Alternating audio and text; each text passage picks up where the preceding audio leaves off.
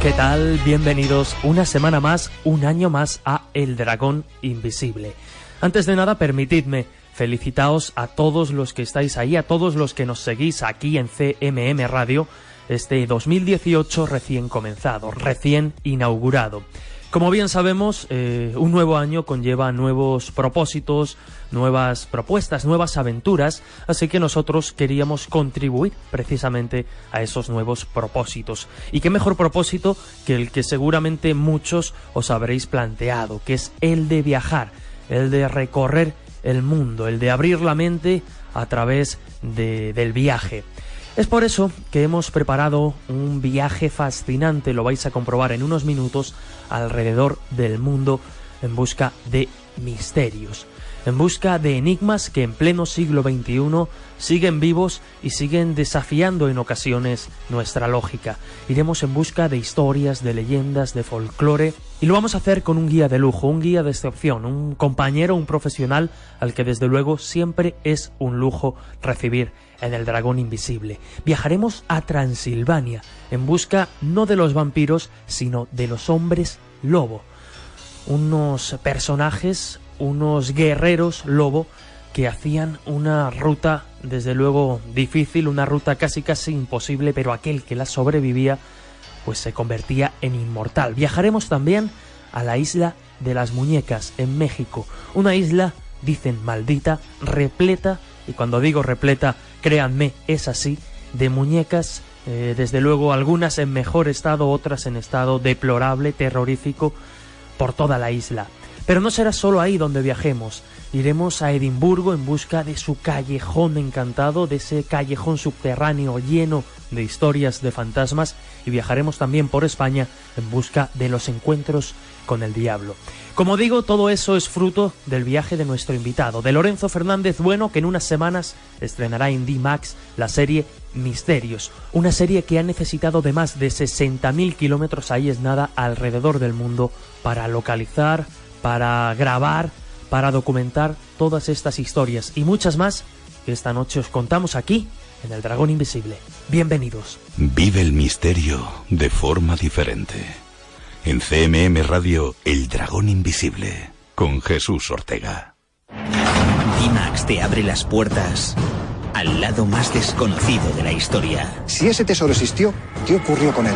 Siglos de intrigas, conspiraciones y enigmas que a día de hoy siguen siendo un misterio. La historia de los templarios está plagada de claroscuros. Lorenzo Fernández Bueno nos enseña las últimas investigaciones para ayudarnos a entender. Son muchas las preguntas. Las respuestas a continuación.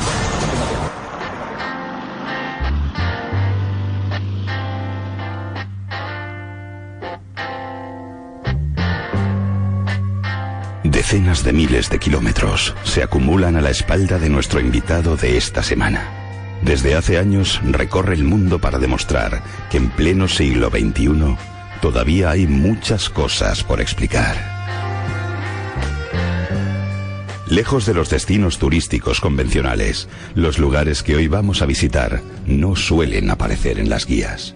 Y es precisamente eso, sumado a sus historias, lo que llama poderosamente la atención de nuestro guía.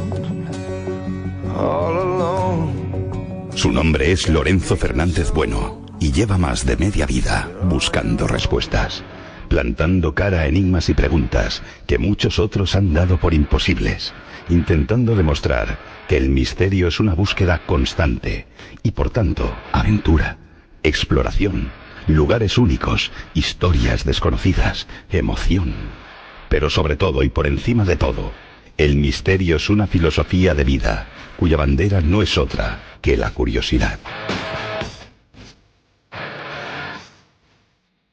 Prepárate pues, querido oyente, a descender a la ciudad subterránea de las almas perdidas en Edimburgo, a realizar la peregrinación de los hombres lobo en los Cárpatos transilvanos, o a viajar a la terrorífica isla de las Muñecas y descubrir su tétrica historia.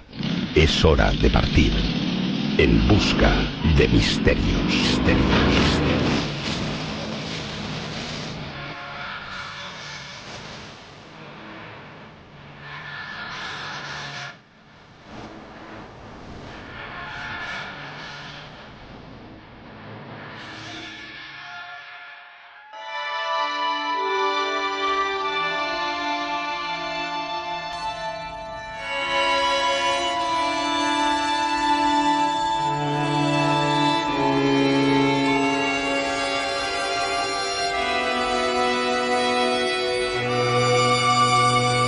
Pues como ya adelantábamos, está con nosotros una vez más en El Dragón Invisible Lorenzo Fernández Bueno, director de las revistas Enigmas y Año Cero, autor de diferentes libros, entre ellos el último Misterios, editado por Luciérnaga, y que lleva el mismo título de su nueva serie que se estrenará en breve en D-Max. Misterios, insistimos, una serie que dará que hablar y que, bueno, que en cierto modo nos va a presentar y nos va a contar por dónde ha viajado por todo el mundo en busca de estos enigmas. Sin más, Lorenzo, bienvenido una vez más al Dragón Invisible. Pues bien hallado una vez más, un placer como siempre, Jesús. Como decía, nueva serie, después de Enigmas de nuestra historia, vuelves a D-Max con la serie Misterios, y los que se esperen algo parecido yo creo que se van a encontrar algo totalmente distinto, ¿no? Porque la serie Misterios cambia totalmente o rompe totalmente con lo que se hizo en la anterior serie. Sí, de hecho cuando iniciamos el trabajo, ¿no?, de preparación de esta nueva serie, teníamos todos muy claro que no estábamos haciendo una segunda temporada, estábamos haciendo una serie nueva, ¿no? Misterios no tiene mucho que ver, salvo que la persona que lo presenta es la misma, pero realmente el concepto de estructura, de serie, es muy diferente. Aquí te puedo decir que si ya en la temporada anterior de Enigmas me quedé con la idea de que había hecho un trabajo que desde mi punto de vista era posiblemente de lo mejor que había hecho en mi vida, o sea, para mí a nivel de lo que es la propia creación de este producto, ahora te puedo decir que no tengo ninguna duda. O sea, para mí es al 100% es el mejor trabajo que he hecho en mi vida, por el esfuerzo que ha supuesto hacer prácticamente más de 60.000 kilómetros en apenas 3 meses, recorriendo medio mundo, parte del restante, y sobre todo por la labor de investigación, ¿no? Hemos tenido acceso a un material fascinante, hemos llegado a lugares donde, como diría mi admirado Percy Harrison Fawcett, jamás hollados por el hombre. Nunca antes, al menos el hombre occidental, había estado en estos sitios. Bueno, ha sido una experiencia única, que cuando vuelves dices, madre mía, qué locura es la que he hecho, pero ahora ya estoy en la fase de me quiero volver a ir. Tú lo has dicho, más de 60.000 kilómetros en busca de Misterios, nombre de la serie de D-Max, lo recordamos. Y también hacías precisamente hincapié en las preguntas que surgen al viajero, ¿no?, cuando os encontráis por diferentes partes del mundo buscando este tipo de enigmas, de qué tipo de locuras es las que he hecho o las que estoy haciendo. Y me gustaría preguntarte precisamente, tú que has viajado por el mundo tantísimas veces en busca de estos temas que nos apasionan, ¿cuál ha sido ese momento que realmente te has planteado que qué demonios estoy haciendo aquí? Es decir, ¿qué pinto aquí? ¿O por qué estoy enfrentándome a un problema que desde luego me supera? Bueno, te podría decir dos, ¿no? Uno de ellos físico, porque piensas que estás preparado para llegar a ciertos lugares a los que además habíamos llegado hace ya años, y te das cuenta de que los años no pasan en balde, ¿no?, por mucho que te prepares. Y otro tipo de pensamiento, ¿no?, en esta línea, pues sería el miedo físico, pero de otro tipo, ¿no?, el físico al ser humano. O sea, te puedo decir que cuando estuvimos, por ejemplo, realizando en Ciudad de México, en el distrito de Morelos, para que te hagas una idea, Morelos, Tepito son dos distritos muy paralelos en cuanto a que la policía, ni tan siquiera la policía entra allí, ¿no? Son sitios recomendables. Lo que pasa es que si tú quieres perseguir las nuevas creencias, ¿no?, los cultos a la Santa Muerte, a Jesús de Malverde, principalmente su veneración es en lugares donde el conflicto, digamos, que está latente prácticamente hora a hora, ¿no? Nosotros fuimos con la policía, el chofer que nos llevaba decía que allí no entraba. De hecho, advertía que a las 12 del mediodía, si tú quieres atravesar Morelos, tienes que hacerlo sin atender a que los semáforos se ponen en rojo, porque como te pares te quitan las ruedas y puedes tener más problemas. Y aún así nos empeñamos. Queríamos palpar lo que era una capilla de la Santa Muerte en un entorno como este.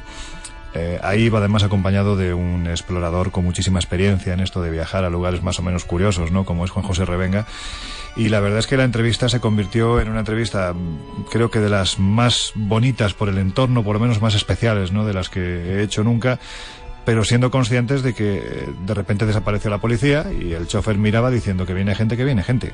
Y tuvimos que salir, no te digo que corriendo, pero sí ya con la sensación de que si nos hubiéramos quedado un poquito más, a lo mejor lo que teníamos delante, que era la talla de la Santa Muerte, se convertía en que la Santa Muerte iba a tener más acompañantes que íbamos a ser nosotros, ¿no? Porque la verdad es que son sitios complicados, pero para palpar precisamente lo que es el sentido de estas nuevas creencias, no tan arraigadas al sacrificio, tan arraigadas a la sangre, tan arraigadas al poder, ¿no? Porque en definitiva estos son los nuevos santos de los narcotraficantes, ¿no? Se agarran a ellos quizás por superstición para evitar ser cogidos. La verdad es que es de esas sensaciones que te da, bueno, pues te invita a marchar no por los fenómenos paranormales, sino por la propia situación que se crea, ¿no? Es curioso que hagas referencia precisamente a estos barrios y a estas nuevas creencias, porque ya eres el segundo invitado de esta temporada que nos comenta lo peligroso, ¿no?, de determinadas zonas precisamente, o de determinados temas asociados a las nuevas creencias. Misterios es el título de la serie, y yo creo que va a representar muy bien cuál es tu visión precisamente del concepto misterio, porque no se va a ceñir solo a lo paranormal o a lo extraño como parece conocerlo, sino que va a tocar ese amplio abanico. Pero más que lo defina yo, defínenos tú, por favor, Lorenzo, ¿qué es para ti el misterio o qué significa la palabra misterios? Bueno, de hecho la cabecera de la serie, que es una cabecera muy particular, porque son casi 2 minutos de cabecera, no deja de ser un resumen de todo lo que el equipo que hacemos esta serie pensamos que es el misterio. Porque pensamos que el misterio es aventura, pensamos que el misterio es mito, pensamos que el misterio es exploración, pensamos, por supuesto, que el misterio son fenómenos paranormales y también fenómeno ovni. Pero lo que hemos intentado es, primero, ser honestos con lo que pensamos. No intentamos engañar a nadie, no vamos a exagerar, porque el misterio no hace falta exagerarlo, pero sí vamos a dar visiones diferentes. Te pongo un ejemplo. San Sebastián de Garabandal. ¿Cuántas veces se ha hablado ya de San Sebastián de Garabandal? Ese lugar en el que en el año 1961 4 niñas de entre 11 y 12 años, en plenos montes cántabros, de repente atienden a que hay un grandísimo estruendo, una luz se posa sobre un árbol y posteriormente ellas dicen que aseguran ver al Arcángel San Miguel y después a la Virgen del Carmen. Bueno, pues este lugar se convierte en la tercera aparición mariana por seguimiento internacional más importante del mundo. Esto es muy gordo, es decir, después de Fátima y Lourdes, que una pequeña población de los montes cántabros se convierta en la tercera aparición mariana, pues oye, tiene su cosa, ¿no? Nosotros hemos ido a darle la vuelta. ¿Por qué? Porque yo no voy a negar que ahí pasa algo. De hecho, estoy convencido de que ocurre algo, pero algo que no tiene nada que ver con la aparición de la Virgen, sino, desde mi punto de vista, el fenómeno es mucho más antiguo. Porque si tú atiendes a la historia, te darás cuenta de que Cantabria está dividida en 7 valles. En esos 7 valles, hace miles de años vivían los 7 clanes. Esos 7 clanes, los soldurios, por ejemplo, tenían como referencia sagrada la Peña Sagra. La Peña Sagra es precisamente la montaña que se encuentra detrás de Garabandal. Y ahí en el arte rupestre están representados sus dioses. Generalmente son personajes mucho más altos que el resto de los clanes tribales que también aparecen representados. ¿Qué nos hace falta? La prueba que valide que ese lugar es sagrado, no de ahora, sino desde hace miles de años. Y la encontramos en la otra vertiente de Garabandal, precisamente en la forma de un gran menhir. Un menhir que confluye su punta en pleno solsticio con la punta de Peñasagra. Por lo tanto, el hombre del pasado seguramente vivió hace 5000 años un Garabandal. No lo identificó con la aparición de la Virgen simplemente porque la Virgen por aquel entonces, o ese credo religioso, no existía. Él lo aplicaba a sus ángeles, a sus demonios, a lo que veía. Hoy en día seguramente el pensamiento sería otro, y también lo hemos buscado en la actualidad. ¿En la presencia de quién? Pues por ejemplo de Emilio Ruiz Oribe, un personaje, un minero, un hombre que bajaba todos los días a 1000 metros de profundidad en la mina de Santa Eulalia, y que un día, sin esperarlo, ve cómo se ilumina la noche. Y él piensa que amanece, y se despierta como cada día para ir a la mina. Y cuando se levanta se da cuenta de que asomado a la ventana hay un personaje en cuclillas, pero es que su ventana está a 2 metros del suelo. Por lo tanto, ¿cuánto demonios medía este personaje? Al mismo tiempo, Balbina Pascual, que se encuentra justo enfrente, que es la farmacéutica, también se despierta por la misma luminosidad. ¿Estamos hablando de fenómenos similares? Yo creo que sí. Yo creo que el fenómeno es muy antiguo, lo que pasa es que se manifiesta en diferentes épocas y la interpretación que se hace de él depende del entorno sociocultural y sobre todo religioso en el que ocurre. Pero el fenómeno es absolutamente real.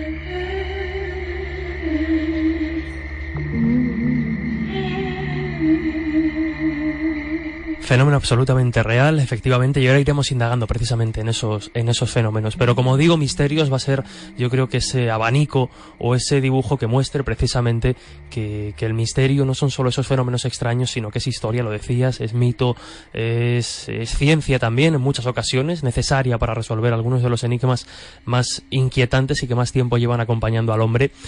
Pero me gustaría preguntarte también por otro referente de la televisión y que yo estoy convencido que en el rodaje de esta serie te ha acompañado permanentemente, Fernando Jiménez del Oso.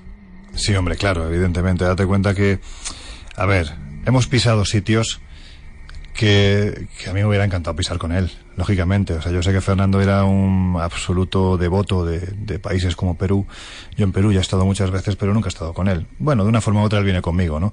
Pero, claro, me hubiera gustado compartir conversación, pues por ejemplo, al calor del templo de Chavín de Aguantar, mientras el chamán hace un rito, pues me hubiera gustado hablar con él. Me hubiera encantado recorrer los largos pasillos del Hotel Bolívar en pleno centro de Lima, que dicen que está atestado de fantasmas. De lo que no está atestado, desde luego, es de visitantes que paren en él, porque ha habido ocasiones en las que hemos sido los únicos que nos hemos hospedado en un hotel de 5 plantas y más de 500 habitaciones. Imagínate, ¿no? A mí me hubiera encantado conversar con Fernando en un entorno como este. Me hubiera encantado decirle: Fernando, ahora sí creo lo que tú decías, y ahora entiendo por qué defendías las piedras de Ica cuando todo el mundo decía que eran falsas. Ahora lo entiendo. ¿Por qué? Porque hemos llegado a un lugar donde aparece otra historia que se puede perfectamente vincular a las piedras de Ica, pero en forma de arte rupestre. Y de hecho, los propios arqueólogos que nos han acompañado han validado que ese arte rupestre tiene 10-12 años. Y ahí aparecen, como en las piedras de Ica, escenas de hombres dando caza a dinosaurios. Todas estas cosas me hubiera encantado conversarlas in situ, porque estoy convencido de que hubieran sido unas noches absolutamente deliciosas al calor del fuego, mientras Fernando pues hacía partícipe de algo que demostraba que era un personaje sabio. Hacía partícipe de su conocimiento, pero también de sus silencios, porque era un hombre que sabía escuchar.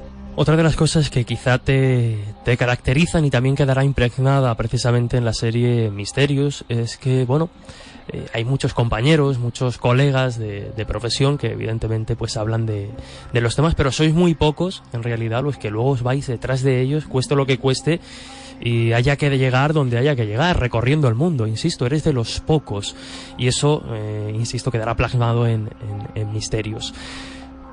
Habrá quien se pregunte, porque, bueno, ahora porque lo has hecho para una serie, pero en tantísimas ocasiones lo has hecho por puro placer, por pura inquietud. Habrá quien se pregunte, y ahora iremos entrando precisamente en esa cuestión. ¿Por qué estos temas que apenas tienen relevancia, que son secundarios, que son anecdóticos, por qué recorrerse medio mundo por ir en busca de ellos?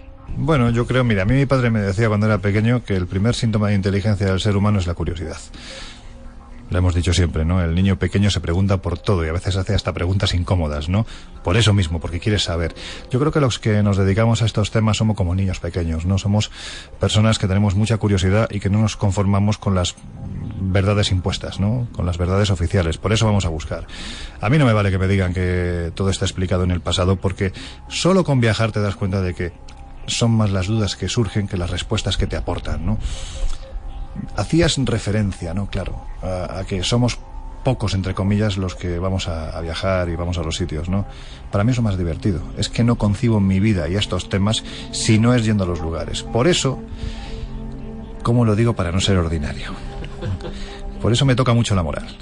Me toca mucho la moral que en nuestros temas haya determinados perfiles y gente paralela, ¿no?, a estos temas, que se dan el gusto de decir que algo es auténtico o falso porque viajan a través del ciberespacio.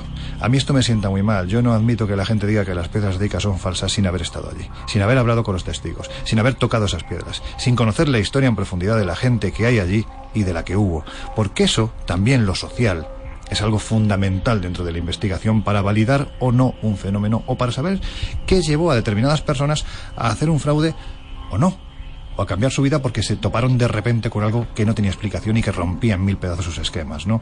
A mí me sienta muy mal que haya gente que diga: no, es que hay un señor que está medio loco, que es un arqueólogo que se llama Semir Osmanagic, que está en Bosnia, que defiende que la mayor pirámide del mundo y también la más antigua está en el corazón de Bosnia, concretamente en Visoko, y lo hagan con la comodidad del sillón. No, señores, hay que irse allí, hay que hablar con este señor, hay que atender a los delirios que te suelta, porque es que él forma parte ya del fenómeno. Este es un señor que se ha encontrado con una historia descomunal, como puede ser esta gran pirámide que hay allí, y lo que ha hecho es adaptarla a sus creencias. Y dentro de esas creencias están las energías que fluyen por los túneles que hay debajo de la pirámide, que salen por la parte alta, por la propia cumbre.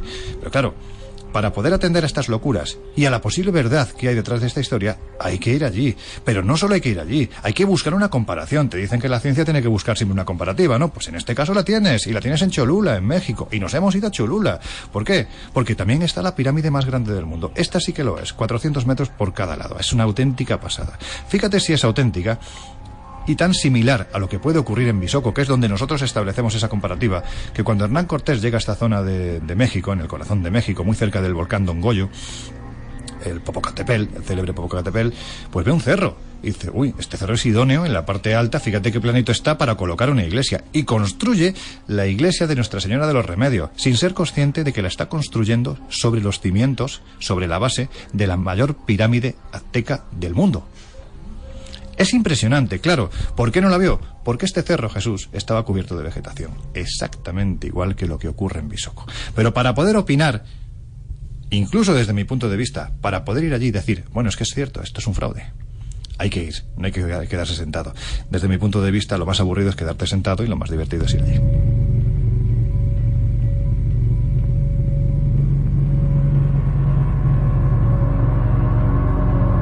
Si te parece, vamos a empezar a viajar, vamos a empezar a descubrir algunos de los misterios que aparecerán o tendrán representación en la serie, que lleva por nombre Misterios. Como va a quedar una conversación muy misteriosa esta vez. Y bueno, sé que vamos a empezar por uno de los que probablemente sean tus favoritos y de los que más habrás disfrutado, que es Rumanía. Transilvania. No os habéis ido a buscar, que también a Drácula, sino que habéis ido también a otra historia paralela, más apartada y menos desconocida, ¿no? Una especie de hombres lobo o guerreros lobo. A ver, hemos intentado hacer algo diferente a lo que habitualmente se hace. Es decir, cuando tú vas a Rumanía, generalmente o vas a buscar vampiros o vas a buscar vampiros. No hay otra, ¿no? Pues sí hay más cosas, ¿no? Hay cosas interesantes, porque dentro del mito, que sabes que me cansaré hasta la saciedad de decir que siempre hay una base real, que es la que da pie a la creación de ese mito, te encuentras que posiblemente el origen de uno de los más grandes, el de los hombres lobo, pueda tener su raíz precisamente en Rumanía. Es decir, cuando hablamos de los hombres lobo, lo que nos dice la tradición, la leyenda, es que hay un rey, Licaón, que es rey de una ciudad que se llama Licosura. Estamos hablando de los mitos griegos clásicos. Nos dicen que este rey, Licaón, era un hombre muy piadoso, tan piadoso, que prácticamente un día sí y otro también hacía sacrificios humanos en honor al dios Zeus Liceo. Bueno, pues el dios Zeus Liceo, que no debía de ser un hombre o un dios en este caso al que le gustaran los sacrificios, decidió comprobar si efectivamente lo que se contaba de su súbdito era real o no, y se disfrazó de peregrino y llamó a la puerta del palacio, y efectivamente se dio cuenta no solo de que Licaón hacía estos sacrificios, sino que además no desperdiciaba la carne. Después se la comían y formaba parte del menú que le daba a los peregrinos antes de que estos fueran a formar parte del menú a su vez, ¿no? Bueno, pues aquí es donde nos dice la tradición que Zeus se enfada y convierte a Licaón y a toda su descendencia, los licaónidas, los convierte en hombres lobo. Ahí dicen que nace el mito. Pues no, señor, porque estamos hablando de hace 2000 años. Nosotros nos hemos remontado 2700 años atrás. Y vamos a la búsqueda de la presencia de un dios muy antiguo, el dios Almosis, un personaje fascinante. Decían, el antiguo Dacia, lo que es ahora mismo Rumanía, abarcaba una extensión tremenda desde la zona carpática hasta prácticamente el Danubio. De los dacios se decía que eran bravos guerreros, pero además se decía que tenían una peregrinación tremendamente antigua, que se dividía en 3 partes. Esas 3 partes, nosotros en pleno siglo XXI las hemos hecho. Por un lado está la cueva Yalomita. Tienes que meterte 450 metros tierra adentro hasta el lugar que se conoce como el altar, que es donde supuestamente Salmosis, como ser humano, muere y resucita a los 3 años. Mira cómo va sonando un poco la historia, ¿verdad? Ahí ya renace como inmortal, y ahí es donde él marca las 3 etapas que hay que hacer. La primera, el lugar donde él fallece y resucita. La segunda, ya tienes que irte a los Cárpatos transilvanos, fíjate cómo suena. O sea, es que a mí la verdad que soy tan friki del tema vampírico, pues iba allí con una sonrisa de oreja a oreja, ¿no? Bueno, pues tienes que hacer esa segunda peregrinación. Son 7 kilómetros subiendo montaña arriba hasta que llegas a un lugar donde hay una esfinge que yo estoy convencido de que además fue tallada como tal. Es una cabeza de 14 metros de altura. El tiempo y el medio ambiente se ha encargado de desgastarla, y de lo que no tengo ninguna duda es que era un antiguo ofertorio. Desde lo más alto nos dice la historia que los soldados que querían convertirse en inmortales y a su vez en soldados lobo, haciendo estas 3 peregrinaciones, la segunda consistía en que se colocaban en lo alto de la cabeza y fíjate qué barbaridad, eran arrojados a un bosque de lanzas. Si conseguían salir vivos de esto, entonces ya emprendían la última de las etapas, que era la más tranquila, también la más dura si hablamos de invierno, porque tenían que subir a la cumbre que está enfrente, que es la cumbre del pico Omu, el pico hombre. El que llegaba hasta ahí arriba ya no había ninguna duda, era hombre lobo, soldado lobo y además inmortal. Y era entonces cuando las crónicas, por ejemplo de Heródoto, decían que cuando los romanos, Trajano el Viejo, el padre de Trajano el Joven, decide invadir esta región de Europa, se encuentra como de las montañas bajan soldados vestidos con piel de lobo, en un estado alteradísimo de conciencia, profiriendo gritos, aullando, a tal punto, con una apariencia tan salvaje y tan aterradora, que Trajano el Viejo asegura que los soldados romanos, imaginemos lo que eran las legiones romanas en aquel tiempo, bueno, pues deciden retirarse por miedo y creen realmente que están ante los verdaderos inmortales y ante los hombres lobo de Salmosis. Bueno, nosotros hemos hecho estas 3 peregrinaciones, por lo tanto te puedo decir que creo que hemos alcanzado la inmortalidad.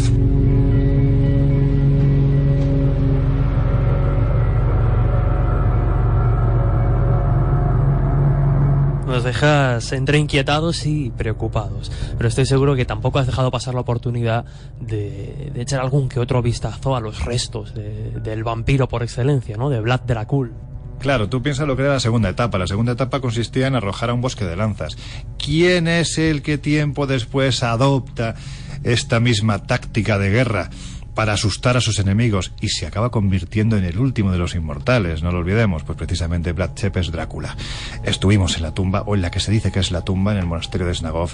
Ya casi fue por una cuestión personal, porque era como rendir homenaje o pleitesía a un personaje tan salvaje como fue en la Europa medieval, pues quizás es demasiado, pero para mí era un sitio que me apetecía mucho ir, sobre todo porque al fin y al cabo este personaje fue un producto de su época, fue un hombre tremendamente culto y conocía perfectamente todo lo que venía del pasado, los cultos paganos, los cultos a Salmosis, y él de hecho, en cierto modo, intentó convertirse en un soldado, no lobo en este caso, pero sí en un soldado inmortal más.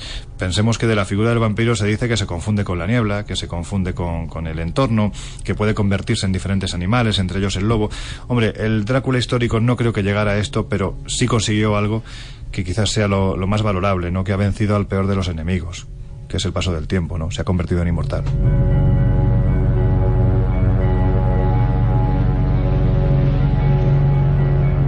Un día habrá que dedicar un programa a los vampiros. Desde luego estás invitado desde ya, un tema que te apasiona y que nos interesa muchísimo.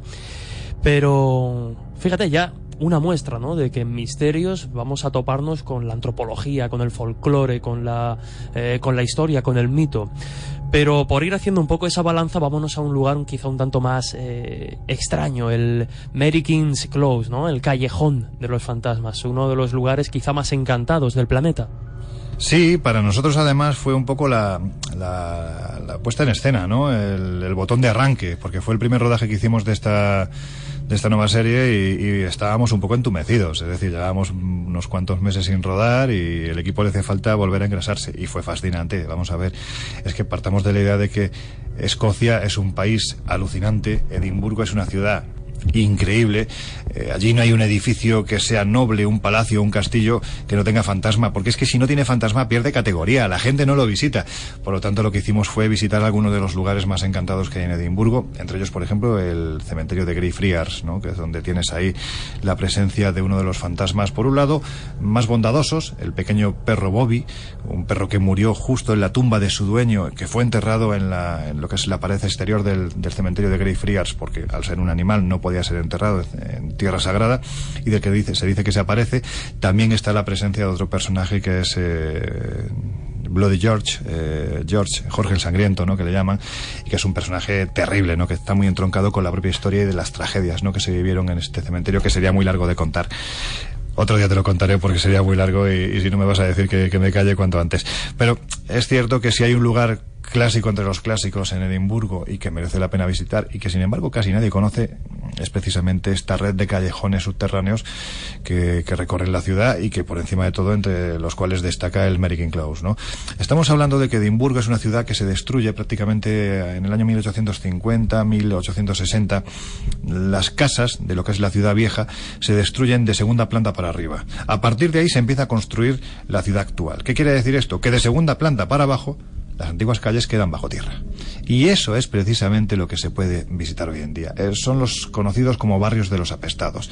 Imaginemos que la última de las epidemias entra a principios del 17, entra a través del puerto de Leeds, rápidamente se extiende, es la peste bubónica, es decir, las ratas, las pulgas de las ratas, tampoco era una época especialmente salubre, vamos a decirlo así, con lo cual la epidemia se extiende a una velocidad tremenda y especialmente estos barrios, que eran barrios pobres, es en los que se ceba con una especial virulencia. Son muchas las personas que fallecen en este lugar, y hoy en día pasear por este inframundo, vamos a decirlo así, casi es como montarte en una máquina del tiempo, porque según vas descendiendo tú vas escuchando los sonidos del siglo XXI, y según vas bajando empiezas a escuchar los sonidos del siglo XVII. Tu siglo queda atrás y te metes en un siglo completamente diferente, en el que el dolor, los lamentos, la muerte en suma, casi te puedo decir que se puede respirar, no se pueden palpar. Y aquí, por supuesto, la colección de fantasmas que han sido vistos, que testigos tienes a puñados, de gente además, desde historiadores hasta el último de los visitantes. Te aseguro que te ponen los pelos de punta, ¿no? Nosotros además tuvimos la inmensa fortuna de poder entrar en el Mary King Close a partir de las 10 de la noche. Quiere decir que ya estaba cerrado, con lo cual teníamos todo el barrio para nosotros solos. Imagínate estar allí hasta las 3 de la mañana, siendo conscientes de que el último avistamiento del fantasma más conocido, que es una pequeña niña, Annie se llama, está a la casa. Es una niña miembro, mejor dicho, de una familia de 7 personas, y que en un momento determinado fue la última en quedar viva, y vio cómo paulatinamente la vida de sus familiares, padres, hermanos, iba apagando. Se quedó sola y finalmente no se sabe si murió de la propia peste o murió de hambre, ¿no? Bueno, pues este es uno de los fantasmas que allí más se aparece. De hecho, llama mucho la atención, Jesús, como en uno de los rinconcitos de esta pequeña casa tienes un baúl que está constantemente lleno de juguetes. Juguetes ya que están llenos de polvo, porque el que no se llena el baúl no se vacía. ¿Cómo se vacía? Bueno, pues por un lado hay que decir que esos juguetes los dejan los visitantes para que Annie no sufra, porque dicen que aparece generalmente llorando. Y cuando está lleno, esos juguetes son llevados a los diferentes orfanatos de la ciudad para repartirlos. Vemos que en este caso, pues una aparición fantasmal, sea real o no, yo creo que sí, ¿por qué no? Pues tiene también una buena finalidad, que es que los niños que están vivos se diviertan con esos juguetes. Hablabas precisamente al inicio de esos edificios con fantasma, y que si no lo tienen pierde categoría, y ahora este último ejemplo vemos como la cultura paranormal, ¿no? está pues completamente dentro de la sociedad escocesa, y de cómo pues bueno, un fenómeno turístico, algo extraño, que hay testigos de ello, pues al final tiene esa causa benéfica o positiva. Vamos a hacer una breve pausa, y si nos hemos quedado inquietados y algo asustados con la historia de Annie, vamos a hablar también de juguetes, pero en este caso en México y en una isla, pero lo hacemos después de la publicidad.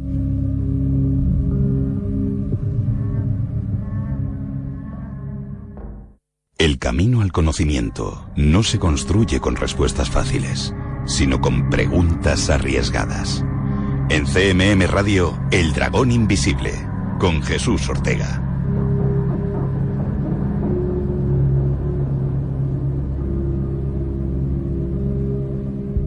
Continuamos en El Dragón Invisible en CMM Radio, en la radio de Castilla-La Mancha, en esta ocasión con un invitado muy especial al que siempre nos hace pues especial ilusión recibir y tener con nosotros para que nos cuente historias de esa manera que solo él sabe hacer. Historias que en cierto modo son un adelanto de lo que se avecina en cuestión de semanas, su nueva serie para D-Max, Misterios. Él es Lorenzo Fernández, y ya lo decíamos antes de la pausa, íbamos a hablar de un lugar, desde luego, inquietante, yo creo que terrorífico, y no solo por la estética del lugar, y ahora nos la describirá Lorenzo en las diferentes redes sociales, ya sabéis, en Twitter, @dragón_cmm, o en Facebook, El Dragón Invisible. Vamos a ir colgando imágenes de ese lugar, porque el propio título ya aterra. La Isla de las Muñecas. Es un sitio...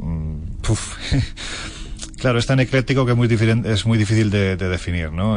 Yo la Isla de las Muñecas era un lugar al que tenía muchísimas ganas de ir. Había leído mucho de este sitio, por circunstancias, en fin, siempre por la prisa, por lo que fuera, no había tenido oportunidad de ir, y ahora sí he estado, y además he estado con tiempo, y lo he disfrutado mucho. Es decir, lo he disfrutado porque la historia que ocurre allí es una historia completamente diferente. O sea, imaginemos una isla pequeñita, es decir, allí, para que los oyentes hagan una idea, estamos aproximadamente a unos 40 kilómetros de Ciudad de México. Aún así se tarda 1 hora en llegar, porque el tráfico en esta ciudad siempre es caótico, ¿no? Bueno, pues en esta zona, la zona de Xochimilco, lo que se nos dice es que hace unos 64, 65 años, un hombre que estaba hastiado de la gran ciudad, que no quería seguir viviendo entre ruidos, colapsos y más ruidos, decidió irse a esta zona de Xochimilco, lo que se conoce como la Venecia de Norteamérica, a su pequeña chinampa, a su pequeña isla. Ahí se quedó precisamente aislado, ¿no? Hasta que un día estaba pescando y se da cuenta de que alguien se está lamentando desde la laguna cercana. Claro, él se da cuenta de que es una norteamericana que estaba nadando, que se ha enredado con las lianas que hay en estos canales y que se está ahogando. Entonces, en la tesitura de voy a salvarla, con lo cual puedo ahogarme yo también, ¿o qué hago? La joven se ahoga. Y como la soledad, yo siempre lo digo, es así de puñetera, ¿no? Sobre todo cuando es forzada, él empieza a pensar que el espíritu de la joven que se ha ahogado va a volver del más allá para vengarse por no haberle prestado auxilio. ¿Y qué es lo que piensa? Bueno, pues lo que él piensa le viene dado, porque de repente empieza a ver que por los canales, de una forma absolutamente extraña, no paran de llegarle muñecas que se quedan enredadas precisamente entre la maraña que da acceso a su propia isla. Y él lo toma como una señal. Aquí está la respuesta. Me están mandando un amuleto. ¿Qué mejor forma de defenderte de una joven que se ha ahogado que colocar una muñeca como amuleto? ¿Qué pasa? Que esto empieza a ser algo constante. La gente que pasa por allí empiezan a observar que esa isla no es normal, acceden a la misma, conocen la historia y en cierto modo se ven obligados a ir dejando cada uno sus muñecas, y así durante 60 años. ¿Te imaginas? Hoy en día la isla, da igual que sean alambres, da igual que sean árboles, da igual que sea una pequeña cabaña de chonta que tiene allí, de hoja de palma que tiene allí, toda la isla está con muñecas colgadas. Pero algunas muñecas tienen 60, 50, 40 años, con lo cual te puedes imaginar que se les han caído los ojos, que están agrietadas, algunas de ellas te acercas y de repente ves un bichejo que sale de los ojos. Es decir, es una escena tan aterradora, sobre todo cuando conoces la historia. Julián Santana vivió toda su vida convencido de que esa joven iba a volver a vengarse. Y la muerte de Julián Santana es casi tan extraña como la propia historia, ¿no? Porque tú cuando entras en la isla, a mano izquierda tienes una cruz blanca y una cruz negra. La blanca se puso en homenaje a la niña a la chica que se ahogó. Ahora bien, la negra, justo al lado. Bueno, pues hace 9 años Julián Santana estaba pescando. Yo tuve la fortuna de entrevistar a Anastasio Santana, que era su sobrino, es su sobrino. Él se crió con su tío Julián desde los 4 años. Es decir, ha conocido este entorno, tal y como está ahora, prácticamente toda su vida. Y me contaba que hace 9 años su tío estaba pescando y en un momento determinado empezó a decir: uy, qué pescadote que viene a llevarme. ¿Qué será esa sirena?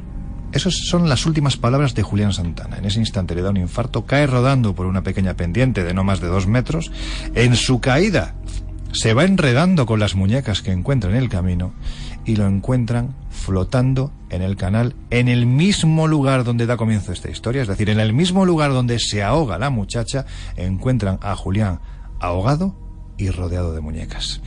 ¿Qué es lo que nos dicen, o qué explican, cómo lo explican? Pues que realmente esa sirena que vio Julián antes de irse al otro mundo era la chica que se había ahogado, que venía por él. Y dicen además que lo encontraron así porque a Julián se lo llevaron las muñecas.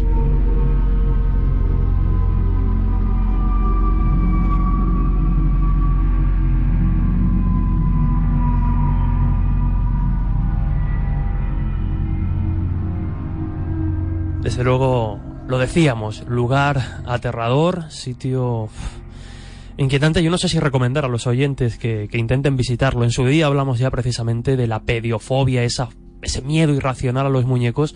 O sea que para alguien que la padezca, un lugar como este sitio debe ser mortal. Pero ya nos va quedando poquito tiempo. Hemos recorrido diferentes lugares del planeta, alejados por decenas de miles de kilómetros, y bueno, la gente que de aquí a unas semanas se ponga la televisión, ponga D-Max y siga Misterios, que sepa que no va a hacer falta coger un avión para disfrutar de estos enigmas, porque también en nuestro país tenemos unos cuantos y unas cuantas historias que desde luego no desmerecen o no envidian, por ejemplo, a esta que acabamos de escuchar de la Isla de las Muñecas. Encuentros con el diablo, encuentros con el maligno. Aquí tenemos además una historia que creo recordar, te contó un amigo común, Carlos Ollés, la planta del diablo, podríamos decirlo. Sí, además, bueno, la verdad es que compartir días con Carlos y especialmente al sitio donde fuimos fue una auténtica maravilla, ¿no? Claro, tenemos que desplazarnos a una región muy desconocida. Si ya de hecho, con todo el derecho del mundo, los habitantes de la provincia de Teruel dicen que están hartos de que Teruel no exista, efectivamente, es que Teruel encierra una cantidad de bellezas arquitectónicas, geográficas, paisajísticas, que son una pasada. Y una de ellas, de las más importantes, es en la región de Matarraña. Piensa que está dividida en 18 municipios y se decía que en cada uno de los municipios vivía una bruja. Por eso aquí se han producido algunos de los procesos inquisitoriales más increíbles de la historia de nuestro país. Bueno, pues el referente de estas brujas era una montaña. la caixa. ¿Por qué? Porque se decía que en lo alto crecía una planta, la falaguera. La falaguera, en principio, si tú lo buscas en un diccionario de botánica, te saldrá un helecho. Se decía que el día de San Juan las brujas iban allí a recoger el fruto que daba este helecho, pero es que el helecho, que se sepa, no da fruto ninguno. Por lo tanto, estamos hablando de otra planta. Y eso es precisamente lo que intentamos nosotros buscar, ¿no? Intentar dilucidar de qué planta se trataba. Porque además se decía que durante 364 días al año el demonio la protegía, porque la consideraba su planta, era una panacea, servía absolutamente para todo, salvo un día, el día de San Juan, que era cuando las brujas podían subir a recoger esta planta poderosa.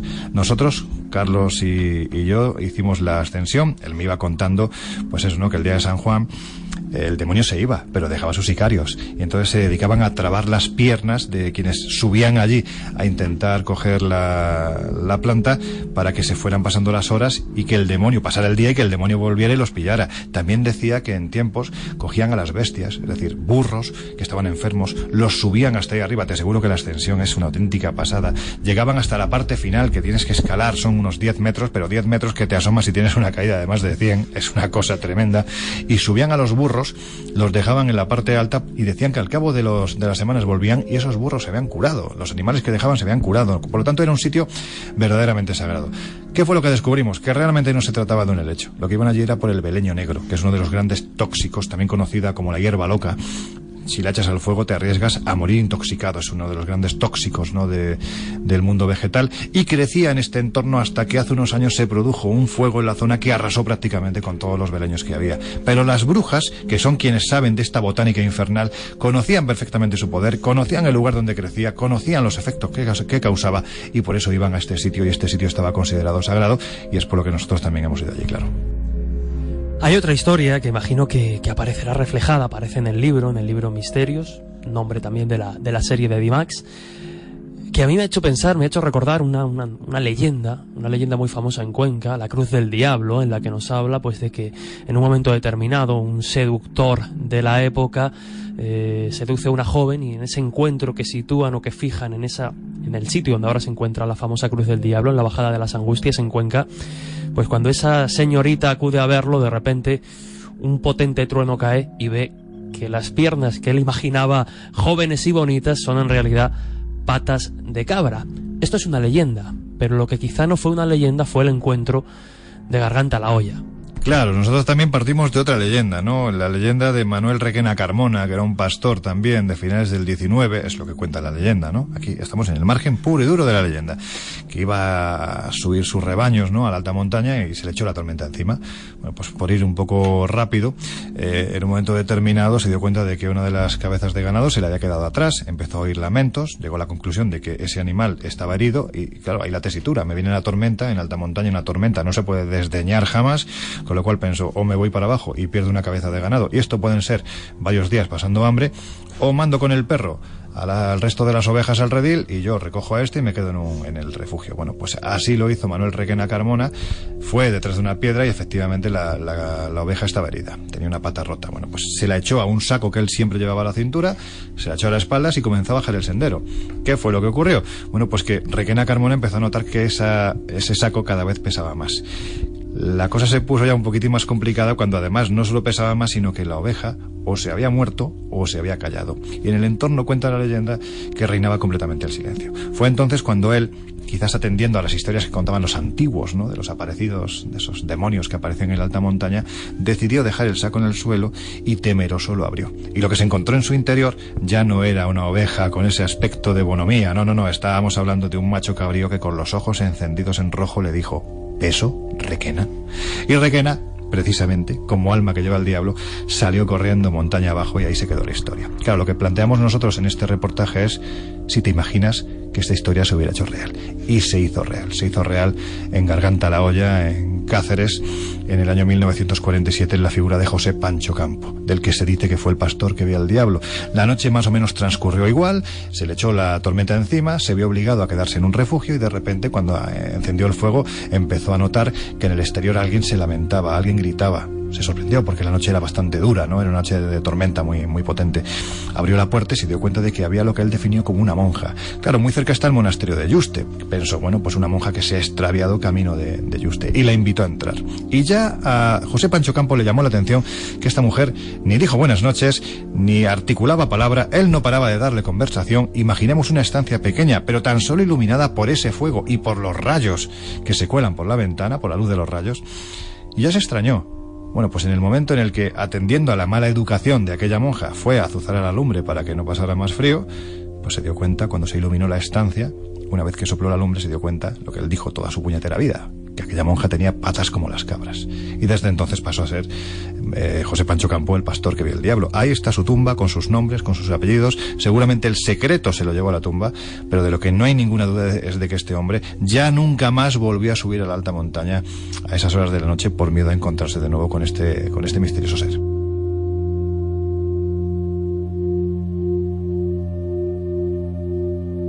Es curioso lo que pasa en este tipo de historias, ¿no? Porque nos enfrentamos, pasa en Cáceres, pasa en La Mancha, como no, gente acostumbrada al campo, gente dura, gente que no se asusta desde luego con facilidad y de repente un encuentro con lo absurdo, podríamos decir, les cambia radicalmente la vida. No hay tiempo para mucho más y solo me gustaría terminar casi con una pregunta, no sé si será demasiado difícil, demasiado fácil, fuera de lugar, no lo sé. ¿Qué es lo mejor y lo peor de esto, o este abanico o este cajón desastre a veces que llamamos misterio y que en cierto modo pone título a la serie? Bueno, mira, trasladándolo a la propia serie, a cualquier producto que hagamos, sea revista, sea radio, lo mejor, que es inagotable, porque la curiosidad es inagotable. Siempre te vas a encontrar con temas fascinantes, temas que te hacen dudar, que te hacen evolucionar. Porque tú empiezas siendo muy joven con unas temáticas muy determinadas y con el paso de los años las vas cambiando, las vas evolucionando, te surgen muchas preguntas, otras cosas las das por explicadas. Lo peor, pues lo peor es el momento en el que se termina. Yo siempre lo digo, es decir, sobre todo te lo llevo a televisión, cuando hacemos un rodaje de estas características, en el momento en el que el director de la serie dice claqueta final, en ese momento una pena inmensa te recorre, a pesar de que eres consciente de que lo has pasado mal en momentos puntuales, bueno, mal, menos bien. Generalmente por esfuerzo físico, porque no llegabas o porque, bueno, pues te pongo un ejemplo, es decir, cuando fuimos a Perú, a la historia que te he contado, cuando acampamos en ese cementerio nativo, con el arte rupestre encima, con un chamán haciéndonos un ritual, imagínate la escena, ¿no? Pues yo iba con tantas ganas, que forcé demasiado y yo me vine para España con una rotura fibrilar que me tuvo 1 mes y pico, pero había que seguir. Y recuerdo todavía subiendo la pirámide de Bosnia, o la supuesta pirámide de Bosnia, recuerdo que es que iba diciendo, madre mía, estoy rabiando del dolor. Pero al final todo eso se olvida, porque cuando dicen claqueta final, llega la pena de decir, yo no quiero que esto se acabe. Eso es lo peor, que se acabe. Lo mejor, mira, que somos unos privilegiados y nos podemos dedicar a esto. Lo mejor en cierto modo llega ahora, porque en unas semanas se estrenará Misterios y bueno, pues todo el resultado de ese increíble esfuerzo podrá ser disfrutado por todos los que seguimos tu trabajo, por todos los oyentes ahora mismo de Radio Castilla-La Mancha y El Dragón Invisible, que seguro se han quedado impactados y con ganas de saber más. Y lo único que nos queda ya en estos momentos finales del Dragón es desearte mucha suerte con esta serie, darte la enhorabuena porque estamos convencidos desde ya de que el trabajo es impecable y bueno, y darte las gracias por estar siempre disponible para El Dragón. Muchísimas gracias, Lorenzo, un placer. No, gracias a vosotros, gracias a ti, Jesús. Vamos, yo sí, para que se haga la gente una idea un poco de lo que hemos hecho, creo que justo se emite un avance que hemos hecho de 12 minutos donde se hace un repaso a los 3 primeros capítulos. Me da pena porque no sale uno de los temas que más me ha gustado por la complicación del país, que ha sido lo que hemos hecho en Egipto, que ha sido increíble. Además, hemos estado en un sitio en el que tú y yo estuvimos juntos, que es el Serapeum de Saqqara, un sitio tan fascinante, o más, que pueden ser las pirámides de Gizeh. Y bueno, pues hombre, yo creo que con ese avance se pueden hacer una idea de lo que ha sido este fantástico viaje, alucinante, increíble, bueno, en fin, deseando de repetirlo. Así que de verdad, gracias, bueno, pues por permitirme que te dé la tabarra a ti y a tus oyentes con estas historias que en definitiva forman parte de mi diario vital, ¿no? Pues lo dicho, gracias, un abrazo y hasta la próxima. Hasta pronto.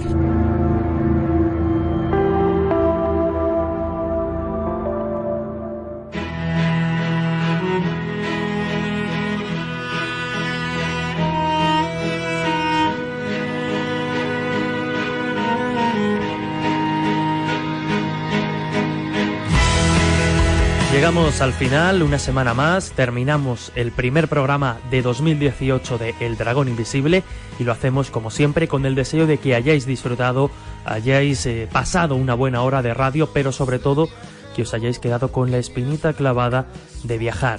Con este nuevo año que comienza, con las propuestas y propósitos de año nuevo, espero que entre esos propósitos el de muchos sea el de viajar y que con este programa hayáis tomado buena nota de lugares que podéis visitar y en los que os vais a fascinar. Pero antes de nada, avisar que vamos a sortear un ejemplar dedicado del libro Misterios, de nuestro invitado de esta semana, de Lorenzo Fernández Bueno, un ejemplar dedicado entre todos aquellos que participéis en el sorteo. Y el sorteo es muy sencillo. A través de nuestras redes sociales, que vamos a comentar a continuación, decidnos cuál es vuestro misterio favorito. Es fundamental citarnos, si es en Twitter, ya lo sabéis, @dragón_cmm, o si es en nuestra página de Facebook, en el enlace que vamos a subir con el programa de esta semana, con este programa. En los comentarios de ese enlace podéis decirnos cuál es vuestro misterio favorito y entraréis inmediatamente en el sorteo de un ejemplar dedicado del libro Misterios de Lorenzo Fernández Bueno. También, como no, existe el mail al que podéis escribir indicando que participáis en el sorteo, eldragoninvisible@cmmedia.es. Para descargar todos nuestros programas, ya lo sabéis, diferentes plataformas, entre ellas la aplicación de CM Media, que la podéis descargar en vuestros teléfonos, y como no, www.cmmedia.es, iVoox y como no, también iTunes. Sin más, nos despedimos. Hasta la semana que viene, hasta dentro de 7 días, aquí en El Dragón Invisible, en CMM Radio. Un fuerte abrazo.